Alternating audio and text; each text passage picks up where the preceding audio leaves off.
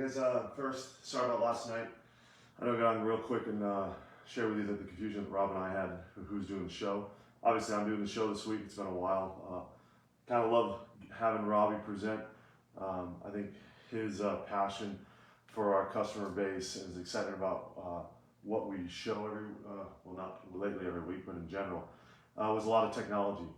And that's pretty amazing what he's been able to share. But I thought he wanted to do this one because to be able to show you the assembly line, manufacturing, customers' cars being completed, I thought this was something he wanted to do. And he said, you know what, you got it. You want to have some time on the holidays, and so I'm getting to do it. So I want to go through some of the pictures that you may have seen this week, share where we are manufacturing, and just kind of give you a recap of some of the stuff. So Sand Hollow, we were out there. If you don't get to Northern Utah, it's amazing. Sand Hollow, Moab, Little Sahara, the riding areas we have here north of Vegas, Southern Utah, and Northern Utah are pretty amazing. So just one of the cars I was driving, had up here in Northern Utah for a couple of weeks and took it down there. And now it's down in Havasu with Rob and the guys. So just a quick little shot that I think it was one of the magazines got out there and did an article, shot our car, went for a ride with Rob, and I think Rob scared the daylights out of the editor, but good times for all of us. Just a quick recap, Robbie always gets to do this on our racing. This year, I get to race, which I've never done before. You know, over the years, I've raced 3 vehicles in this race, in the Baja 1000 before, sometimes mostly 2. Sometimes I'll hop on a bike and race a trophy truck, or hop on a bike and race a UTV. This year, I get to race. I normally drive Wade Porter's trophy truck for him. This year, I get to drive a Wade's truck and the new offensive racing truck. Normal Baja, Wade had a big struggle. Going over the summit, first 150 miles, get 5 flats. Really took us out of competition in that. And then I got in the truck. We had a transmission issue, and by the time I got down to Percival, the transmission, we had already lost third gear. The number 93 offensive racing truck, I never got in. I was going to do the last stint for them from Valley Trinidad home, the last like 160 miles. But they rolled the truck right before Zoo Road. So when they put it back over, they had popped the motor in the process of putting it over. So ended it quite quickly for that truck. And I just wanted to thank Chase too on Wade's team. This poor guy sat out in the desert for almost 15, 16 hours waiting for our trucks to come around and never get out there. So, you know, it's part of the game. A lot of teams had a lot of challenges out there. I feel bad for the teams that burnt cars to the ground or was doing very well to the end and lost transmissions and so forth. But Baja does beat us more than it gives us smiles, but it's always good to go back. So a little bit on Baja, and then on the production. So people keep asking, why can't you show us assembly line? Why can't you put a picture up of this? You know, it's not that we can't, but we have priorities of getting the cars done today more than we had in showing you the design of the car. So first, let me apologize if our communication is less than it has been in this kind of design and testing of the car. But now as we're manufacturing cars are coming down the assembly line. Our focus is getting the car to customers. So today I'm doing this presentation. I believe I'll talk to Rob, but we're probably going to roll this back now that cars are coming. Probably once a month or once every 3 weeks. We'll try to pick a firm date every month. That way you're not waiting for us and are we going to have a show, but you'll know that on the first Wednesday of every month, and I'll get this post out what we're going to decide on, that we'll have a show, and it could be just updating customers' experience cars, but we'll always want to keep the show going. But now that we're building cars are going down the line, cars are coming off the line now to consumer, I think we'll have a different story to tell. We'll always, if we have progression in engineering or new cars coming out, always be part of that story, but we don't want to leave consumers sitting like I did yesterday at Thanksgiving and not be able to show anything. So cars coming down the assembly line, I don't, you know, people are going to make their comments, is that an assembly line, is it not? But as you can tell, it's as state as ours we get. I had a comment from a customer today. All our pictures show cars without motors. Every car has a motor in it. Maybe the angle you couldn't see motors or axles, but all cars have motors in it. Some of the latest stuff that got to go on the cars and our final, I guess our final radiations before we went to manufacturing, but the really quick, amazing turbo shields, kind of like a blanket wrap we used to do in any car on a turbo. So if you looked at some of the issues that we learned from our competitors with heat and everything, we just didn't want to have anything that was a liability for us. So out of the box, we made sure we protected everything. So kind of overdid, or for some people might think we overdid. all the heat and protection in the back by the motor and the rear bed. Does add some weight to the car, but it definitely is what we thought was necessary for the type of product we want to deliver, both a safe, reliable, and high-performance car. Some of the things that people was asking, hey, Todd, why wasn't the car ready last week, or why isn't the car ready a month ago, or whatever. So as we went into production, so we did all the testing, you get to see that. You get to see the final revisions of the cars, we get to show you all that. And then as we go to production, we have to sample stuff. And as you sample things, let's say we receive 100 motors or 500 motors, whatever the number is.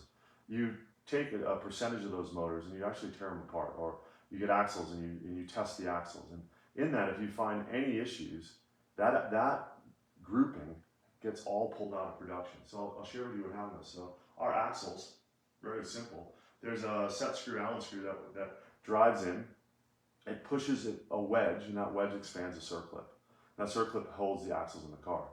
Well, we pulled out of our allocation, and some of those, when you screwed it in, it didn't push the wedge enough. So what was the reason? Was there a machining issue? Was there just not enough grease? But that stopped assembly of the axles in the cars, not the rest of the assembly of cars. But until you get to see what's wrong and make whatever necessary changes, for us it was really simple. It was actually just a lubricant tolerance that was missed, and when you drive the screw in, it just wasn't sliding the plunger. So, but on little things like that, on our gearbox, we had on a couple where we noticed that we had different tolerances on the machining of our dogs. So we had to stop gearboxes.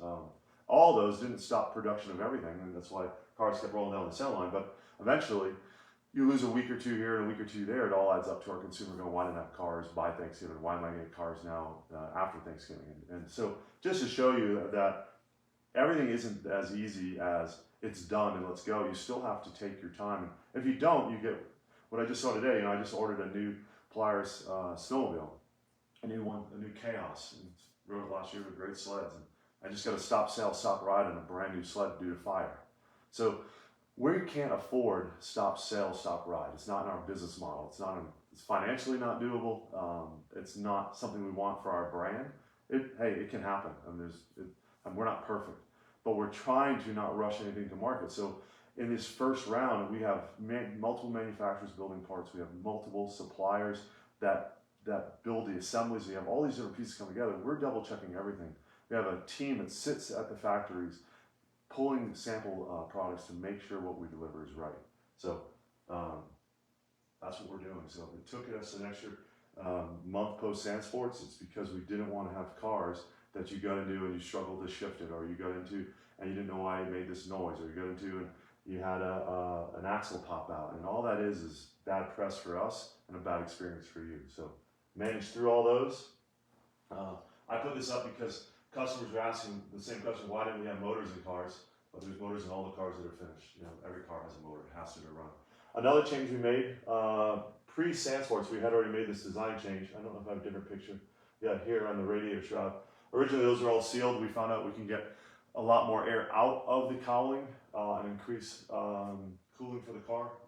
The more you run these in the heat and with windshields, we try to be as proactive as possible with as much cooling as the car had.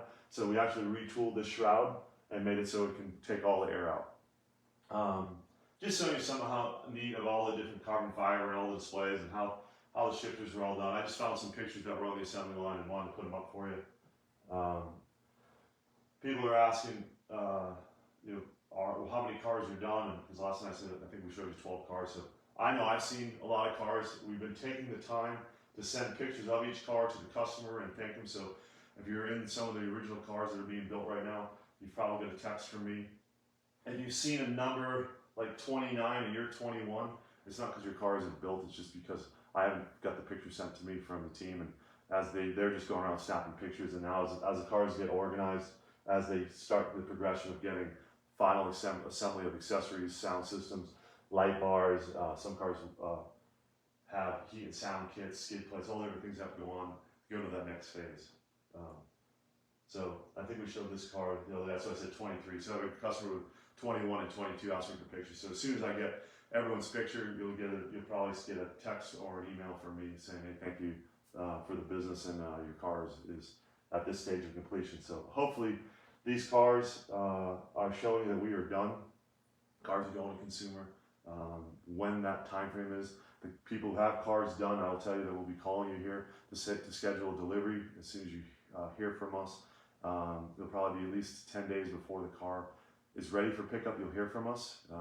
So as we get through this next phase of final assembly, as soon as your car is done, we'll reach out to you. So please don't hammer us on, hey, is it done? Is it done? We'll be calling you. Customers are going to say, oh, cars are coming. When's my car coming? We are in the process of going from building 100 cars to 500 cars to 5,000 cars, whatever the number is, to start moving everyone to get caught up. So as we get through how fast we can build, because we thought we were going to build cars faster last month, but then we found we had these issues with parts that were not perfect, and we had to stop production to guarantee those parts were perfect. So as more perfect parts come in, we build cars faster. As we continue to pull samples, we'll slowly move those samples from 10 out of 100 engines to 10 out of 200 engines. And as that progresses, we get more comfortable with engines and gearbox and doors and light bars and samples, the different things to the quantities we start getting more comfortable at, we'll start moving production up faster. And that will be the progress of getting new cars. So I hate to tell you that I don't have firm dates, but we never have firm dates. I think anytime we've given anybody a firm date, the phone hasn't stopped, or someone on the internet posts, hey, you said you're gonna have something by Thanksgiving. Well, we have cars by Thanksgiving. Unfortunately, they're not in our customers' hands, and the next phase is making sure that happens. So as we continue down this road, you'll hear from us on all the different cars that are being done. Robbie's really good at putting stuff on social media of how we're doing with cars and customers' cars. So I think you'll see a lot more of that coming, and I will get you a firm date on what, like the first Wednesday of every month or Thursday of the month that we'll be doing a show to keep you posted. Otherwise, please follow us on our social media. Have a happy holiday. I look forward to these customers getting their cars and contacting all of you over the next couple months to make Speed UTV finally up in your garage. So happy holidays. Thank you, and sorry for last night. I'm wishing you all the best.